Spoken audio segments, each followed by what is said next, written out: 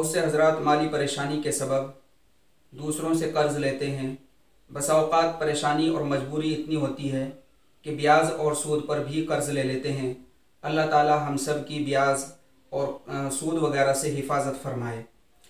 بہرحال قرض کو لے کر کے وقت پر قرض کی ادائیگی نہ ہونے کی وجہ سے بہت سارے حضرات پریشان رہتے ہیں اور پوچھتے رہتے ہیں کہ کوئی ایسی دعا بتا دیجئے جس سے قرض کی ادائیگی آسان ہو جائے اور ایسے اسباب پیدا ہو جائیں جن کی وجہ سے قرض ادا کیا جا سکے۔ حضرت ابو سعید خدری رضی اللہ تعالیٰ عنہ کہتے ہیں کہ ایک شخص نے عرض کیا، یا رسول اللہ، مجھے فکر و غم لاحق ہے اور قرض نے مجھے جکڑ رکھا ہے۔ تو اللہ کے نبی صلی اللہ علیہ وسلم نے ارشاد فرمایا، کیا میں تمہیں ایسی دعا نہ بتلا دوں جسے اگر تم پڑھ لیا کرو تو اللہ رب العزت تمہاری فکر و غم کو دور کر دے اور قرض کے بارے میں تمہیں نجات دے۔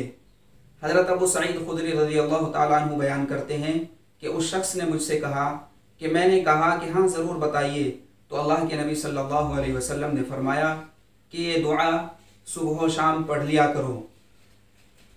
اللہم انی اعوذ بک من الہم والحزن واعوذ بک من العجز والکسل واعوذ بک من البخل والجبن واعوذ بک من غلبۃ الدین وقہر الرجال۔